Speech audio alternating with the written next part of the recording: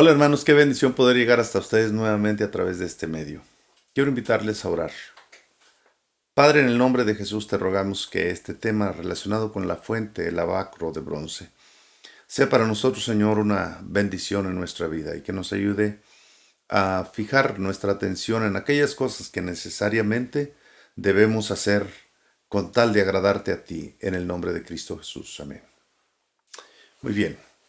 En el capítulo 38 del libro de Éxodo encontramos que Dios le dijo a Moisés, habló más el Señor a Moisés diciendo, harás también una fuente de bronce, con su base de bronce para lavar, y la colocarás entre el tabernáculo de reunión y el altar, pondrás en ella agua, y de ella se lavarán Aarón y sus hijos las manos y los pies. Cuando entren al tabernáculo de reunión, se lavarán con agua para que no mueran. Y cuando se acerquen al altar para ministrar, para quemar la ofrenda encendida para el Señor, se lavarán las manos y los pies para que no mueran. Y lo tendrán por estatuto perpetuo él y su descendencia por sus generaciones, según Éxodo capítulo 30, versículo 17 al 21. La fuente de bronce es el segundo mueble que se encuentra dentro del atrio. Es el único mueble del que no se describe en la escritura tamaño, forma o peso. Nada se dice de anillos ni varas. La lámpara, por ejemplo, se llevaba en un saco de pieles suspendida por un listón.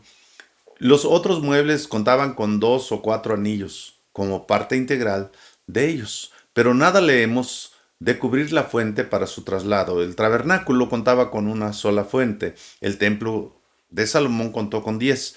El templo que ve Ezequiel no tendrá fuente. Bueno, en Apocalipsis no menciona una fuente como tal, sí un mar de cristal. Cuando estemos en la presencia de Dios, no será necesario pues entonces lavarnos, pues seremos semejantes a Él, porque le veremos tal y como Él es. Dejo esa pregunta. Posición y significado de la fuente. La fuente estaba entre el altar del sacrificio y la entrada al lugar santísimo. Los tres en línea aquí, distantes. Los tres están vinculados porque son figuras indicativas del acercamiento del hombre a Dios. Los 7 muebles del tabernáculo enseñan un proceso doctrinal. El altar del sacrificio, la fuente, la mesa, el candelabro, el altar del incienso, el arca del pacto, el propiciatorio y el altar del sacrificio y la fuente no estaban bajo techo. Todo lo que se hacía en ellos estaba a la vista de Dios y de los que lograban verlo. El altar del sacrificio habla de salvación. La fuente de bronce nos habla de santificación. La mesa y los panes nos habla del servicio y también de la provisión de Dios. El arca y el propiciatorio hablan de satisfacción. El atrio está asociado con los levitas, el lugar santo con los sacerdotes, y el lugar santísimo fue designado para el sumo sacerdote. El altar contenía fuego y la fuente contenía agua. La presencia ante el altar alertaba de juicio seguramente a cualquiera que se acercaba a ello y hablaba de la necesidad de salvación. La fuente de bronce nos habla de purificación y preparación para el servicio de Dios. Sin santidad, nos dice la Escritura, nadie verá al Señor. Esto es muy importante. Efesios capítulo 5, versículo 25 al 26. Cristo amó a la iglesia, dice, y se entregó a sí mismo por ella para santificarla, habiéndola purificado en el lavamiento del agua por la palabra. La fuente en sí es una figura de Cristo, la palabra viva, y el agua de Cristo, por supuesto, es la palabra escrita. La ubicación del lavacro entre el altar del sacrificio y el lugar santo nos prepara para servir a Dios. Aquella fuente fue construida, con los espejos donados por las mujeres que velaban a la puerta del tabernáculo, según Éxodo capítulo 38, versículo 8. Los espejos no eran de vidrio, eran metales pulidos como bronce, plata y otros metales para producir una reflexión pálida. Primera de Corintios 13, 12, el apóstol Pablo habla diciendo que ahora vemos por espejo oscuramente. Nuestro conocimiento espiritual es como las imágenes que reflejaban aquellos espejos. Comparados con el día en que veremos a Dios, nuestro conocimiento actualmente es muy limitado. hasta que llegamos a verlo a Él cara a cara. Entonces conoceremos cómo fuimos conocidos. El reconocimiento que debemos de tener para aquellas mujeres es por el hecho de haberse desprendido de aquellos objetos tan importantes para dedicarlos a la obra de Dios. Esta fuente tiene dos propósitos. El primero es reflejar la imagen de la persona que se acercaba. Y el segundo es resaltar las manchas que debían ser limpiadas. Esta fuente nos recuerda que la palabra de Dios es como un espejo para nosotros, que nos muestra la condición espiritual y a la vez nos muestra también el remedio para limpiarnos. Romanos capítulo 7, versículo 7, el apóstol Pablo dice: ¿qué diremos pues? ¿La ley es pecado? En ninguna manera, pero yo no conocía el pecado sino por la ley, ni tampoco conociera la codicia si la ley no dijera no codiciarás. Bueno, la ley es el espejo sin el cual no sabríamos la diferencia entre ser santos o ser pecadores, entre lo bueno y lo malo.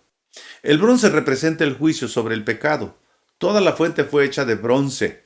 La Biblia nos ayuda a juzgarnos a nosotros mismos, a vernos como Dios nos ve. La palabra también es el lavacro, entonces, para lavar nuestra vida. Ya no vosotros estáis limpios, dijo Jesús, por la palabra que os he hablado. San Juan 15:3. El uso de aquella fuente, era reservado para los sacerdotes, quienes por el ministerio físicamente se manchaban el rostro, las manos, los pies, al usar leña, al hacer sacrificios, al quemar incienso, al retirar las cenizas, al estar al alcance del humo y del contacto con los animales, los sacrificios. Aquellos que realizaban ellos eran permanentes, su uso era obligatorio, no era algo a criterio del sacerdote. Dios lo ordenó muy claro cómo tenían que administrarlos. El uso de la fuente era previo a la administración. Antes de entrar en el lugar santísimo para hacer los servicios sagrados, el sacerdote debía lavarse para realizarlos con pureza. Lavarse las manos y los pies nos habla de nuestro hacer y nuestro caminar en el servicio de Dios. La obligación de lavarse en la fuente era para no morir. La posición de la fuente fue para que los sacerdotes se lavaran antes de ministrar.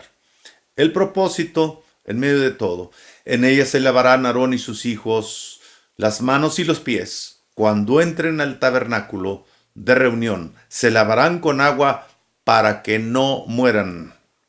Y cuando se acerquen al altar para ministrar, lavarán las manos y los pies, según Éxodo 30, 19 al 21. Qué importante era entonces que el sacerdote se lavara y se purificara. Nosotros fuimos lavados por Cristo al aceptarle y podemos recordar las palabras introductorias que hay en Apocalipsis capítulo 5, 1, versículo 5 y 10. Jesucristo, el testigo fiel, el primogénito de los muertos, el soberano de los reyes de la tierra, al que nos amó y nos lavó de nuestros pecados con su sangre.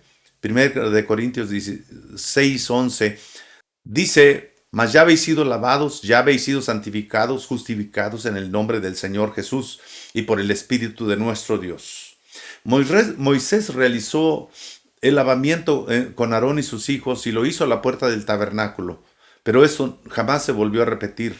Esta es una figura de nuestra salvación. Cristo lo hizo una vez y para siempre, y lo hizo perfecto. Los sacerdotes se lavaban a sí mismos y lo hacían cada vez que les tocaba en turno servir. David expresó en el Salmo 34, ¿quién subirá al monte de Jehová y quién estará en su lugar santo? Y menciona el limpio de manos y puro de corazón. La razón divina de aquel lavacro fue por la posibilidad de concentrarse tanto en el ministerio hacia los demás que los ministros pueden olvidarse de sí mismos. Dios nos obliga a examinarnos, mis amados, antes de examinar a otros. El apóstol Pablo le recuerda a Timoteo: ten cuidado de ti mismo y de la doctrina, pues haciendo esto te salvarás a ti mismo. 1 Timoteo 4:16. Es fácil estar pendientes de los demás, de sus necesidades y problemas y olvidarse de los propios. Si el ministro, pero oiga, ojo, si el ministro de Dios no se cuida, ya no podrá ser de ayuda para otros. Cuando el ministro está necesitado, ¿cómo podrá ayudar a otros? ¿Cómo? Hay muchas almas que cuidar, pero hay una por encima de las demás, la del propio ministro. En segundo lugar, ¿cuáles son los componentes de esta fuente? Harás también una fuente de bronce con su base de bronce. Nunca se menciona una parte sin la otra. Ambas cosas eran esenciales para una función completa. Me da la impresión de que el sacerdote debía lavarse las manos en el recipiente superior y los pies en el recipiente inferior. Moisés ungió aquella fuente y su base para santificarlos. El metal puro y bruñido reflejaba la apariencia de las mujeres. Bueno, ahora había de reflejar la apariencia de los sacerdotes. La palabra de Dios nos hace ver la condición espiritual que nosotros guardamos. Si alguno es oidor de la palabra, pero no hacedor de ella, es semejante al hombre que considera en un espejo su rostro natural y se va y luego se olvida cómo era. Si no hace la palabra. Mas el que mira atentamente en la perfecta ley de la libertad y persevera en ella, no siendo oidor olvidadizo, sino hacedor de la palabra, este será bienaventurado en lo que hace. Santiago 1, 23 al 25. Filipenses capítulo 3, Pablo habla de esta manera y él quería ser encontrado no teniendo su propia justicia, sino la justicia que viene de parte de Dios por medio de la fe en Cristo. Las medidas de esta fuente. Es curioso, pero hay un silencio en cuanto a las medidas. Y esto concuerda con lo que la fuente representa. En la palabra de Dios hay provisión ilimitada para atender toda necesidad espiritual de su pueblo. Es llamativa la afirmación del Salmo 138 cuando dice: has engrandecido tu nombre y tu palabra sobre todas las cosas. Dios nos da su espíritu y no nos lo da por medida. La palabra de Dios es eficaz para discernir los pensamientos y las intenciones del corazón. Bendito sea el nombre del Señor por su provisión. Hay un pasaje que dice: yo Jehová, que escudriño la mente, que pruebo el corazón, para dar a cada uno según su camino, según el fruto de sus obras. Jeremías 17:10. Ok, para la iglesia en el Nuevo Testamento nos habla de lavar los pies. El lavamiento de los pies no es doctrina, es figura bajo la cual nosotros debemos guiarnos, porque bajo la ley los sacrificios manchaban las manos y los pies de los sacerdotes por la sangre de las víctimas. Ahora se requiere presentar nuestros cuerpos en sacrificio vivo, santo, agradable a Dios por sus misericordias, y lavar el cuerpo con agua pura. San Juan 13:8, Jesús le dijo a Pedro: si no te lavo los pies, no tendrás parte conmigo. Según el contexto, se refiere a la comunión. No dijo: no tendrás parte en mí, que sería referente a la salvación. Y así debéis lavar los pies los unos a los otros. Esto refiere que debe haber humildad entre nosotros.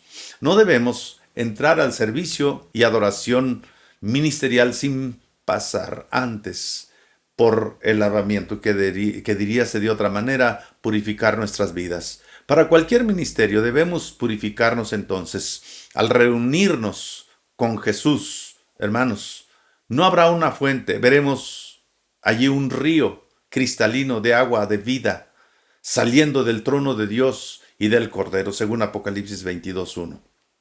Concluyendo, la ubicación del lavacro entre el altar del sacrificio y el lugar santo indica un proceso para el servicio ministerial.